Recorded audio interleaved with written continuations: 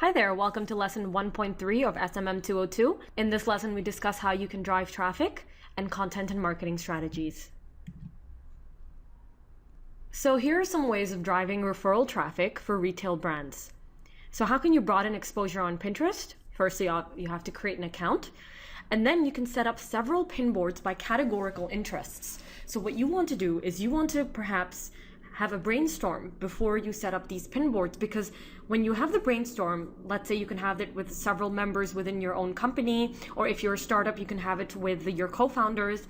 And what you want to do is you want to brainstorm certain keywords that relate to your users. So for example, if we don't have a very active Pinterest presence as of currently, but if we did, we would select pin boards such as student advice, graduates, job hunting tips. We might also decide to have a pin board on social media tips and tricks, perhaps even infographics on digital marketing. So we'd select several keywords and related interests that our users might be interested in, and then we would create pin boards based on those specific interests. Because once you've brainstormed your certain keywords, you can then start creating pin boards that have those keywords inserted, whether it's in their names or whether it's in their content. Then you want to set up an account to upload product photos by embedding the Pin It button next to products in the online catalogs. And this is for example, if you have an e-commerce website for your retail brand, what you can do is next to each of your product photos on your e-commerce website, make sure that besides the tweet and like and send buttons, you also have the Pin It button for Pinterest so that people can share those images on Pinterest. How do you gain followers on Pinterest? So the number one way to do so from HubSpot.com is to make the best boards on a specific topic. So by taking this approach, you increase the chances of your board attracting followers who are passionate about a specific topic. So think back to brainstorming those certain keywords before you do so, and create resourceful boards based on a few core keywords that you already use in your SEO strategy.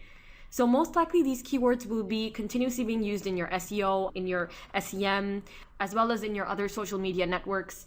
Committing to create the best board on a topic means being ready to promote other users' pins to enhance your collection. So you're not only going to be pinning your own content, whereby you just upload an image and create a pin, but you're also going to be pinning other people's content. So just to show you an example on how you can do this, just click on the plus icon on your Pinterest dashboard.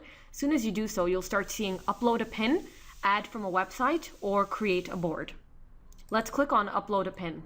And all we need to do is select an image from our site. So click on choose file, and then we can add it to a board, or we can create a new board. So let's click there and create our new board.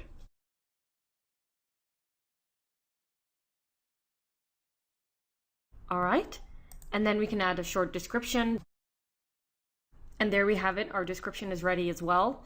Then we just click on Pin It. And then what we can do is we can go back and look at our pin by clicking on our name, and then just click on your pins.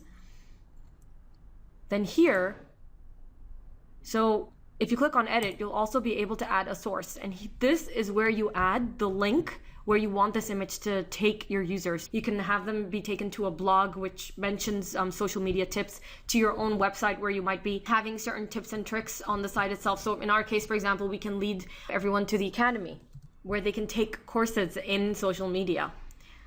So then we click on Save Changes. And that's about it.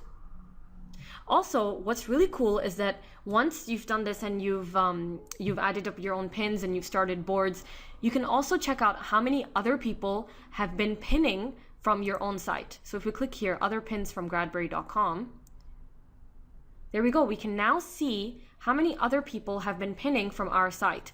So here's something interesting. We don't have a very active Pinterest presence, but what we can see here is that a lot of people have been pinning our content onto Pinterest and sharing it with other users. So that's why it's very important to have that interesting content on your site and on your blog so that people can start pinning. And you want to make sure you also have the Pin It button on your blog so that people can start sharing your content with other users. So let's go back into our board. So we had one pin that we posted to social media tips. What we can also do is if we find another pin that's interesting, we can pin it to this specific board. So let's go into the home feed. Let's assume that I find, okay, the state of mobile apps. It's an infographic. Infographics are very popular on Pinterest. And what I decide to do is I decide to pin this to my board. So there we have it. It's pinned to social media tips. All I need to do is click on pin it. And there you go. It's now pinned to the pin board. So that was how you can create your own content and your own images, your own infographics, but you can also take pins from other people's interesting content and pin them to your own board.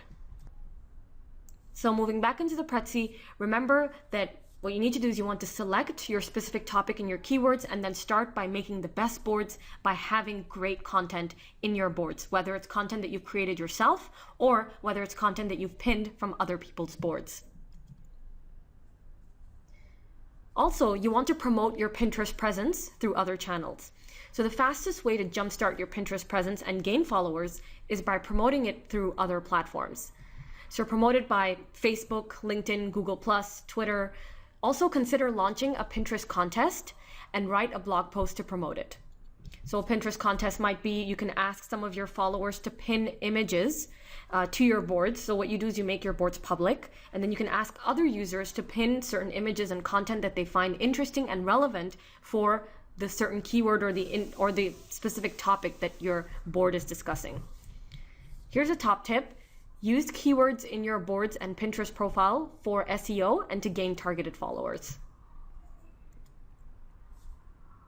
So here what we did was we did a search for Samsung Galaxy S4. Here what we can see is people who have added Samsung Galaxy S4, whether they've created boards or whether they've created pins. But what's great here is most of them are selling the phone as well. So as soon as you click on the image, you're led to the e-commerce site that is selling the phone. So just remember that a lot of people do different forms of searches on Pinterest, and you want to make sure you use those certain keywords because, for example, if I'm selling a Samsung Galaxy S4, I don't want to tag the iPhone, since if people search for iPhone, then they'll find my image. So what you want to make sure is you've got those keywords placed correctly so that people are able to find your products on Pinterest. Also, another way to gain followers is to engage with others' pins. So start following users you think would want to follow you back, like and comment on their pins, and when someone sees you interacting with his or her content, they might check out your account and choose to follow you. Top tip, consider user-generated pin boards or guest pin boards. This is where you create pin boards that are public and then you ask your users and people that are following you to contribute content to those pin boards. Here's an example of a firm that uses guest pin boards quite often, Etsy. They ask some of their sellers to create guest pin boards on their Pinterest. And what that does is that it allows Etsy to gain from followers that are following some of their sellers. In a lot of ways, it's also brand piggybacking because you're trying to gain from other people's followers and you're trying to gain by having them pin content to your boards, because once they do so, then their followers will see that they're pinning content to your board and they might become interested in following boards that Etsy might have.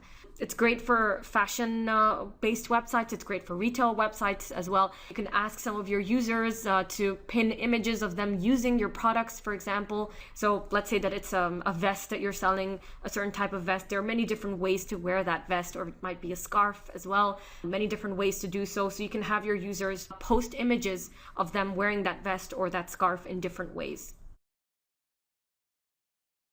Gathering insight into buyer personas. So use Pinterest as a tool for understanding the interests and needs of your ideal customers. View pin boards of your customers to aid in your understanding of who your customers are and what they're interested in. So that's what's great. If you start having potential customers following you on Pinterest, you can start looking into their boards and their pins as well to see what forms of topics they're interested in. And what's great is that it really gives you an idea of what's going on in their minds. It gives you a full mind map of what they're thinking about and what kind of topics they're interested in. And then based on that, you can create pin boards or even create content specifically generated for those users that are interested in that content. So it's a great way of doing some market research into your consumers as well, to find out what kind of buyer personas your users have. So here are some tips on creating shareable content on Pinterest. 20-word descriptions are most repinnable. However, aim to write likable content rather than commentable content, because content with more likes is more likely to be repinned. So what does that mean? You want to have content where people are more likely to like that content rather than comment on it. So if someone comments on content, it's usually when you're asking a question or you're asking them to vote on a favorite product. But what you want is you want people to like the content because it's more likely to be repinned. And taller images are more repinnable. Hint, infographics work in that way. And use hashtags to make it easier for users to find you. So you can add keywords in your hashtags when you're describing the content itself. So just add those hashtags in your description field. Also, feature offline events in specific pinboards. So you can create a pinboard for a certain event and add images or even add content from the event and showcase your business personality. So think back to the lesson where we discussed Instagram. By using employee photos, product images, manufacturing in factories, take your users with you wherever you go. So the same applies to Pinterest as well. So the same principle applies to Pinterest. So here are some ways to maximize your Pinterest image optimization. Firstly, be sure to upload your own images at least some of the time. So it might mean that you're going to have to create your own content or create your own infographics. So you can start by either commissioning a graphic designer to create an infographic, or you can do it yourself on certain content generators, such as Visually. Now, repinning is a good idea, but it has less chance of going viral.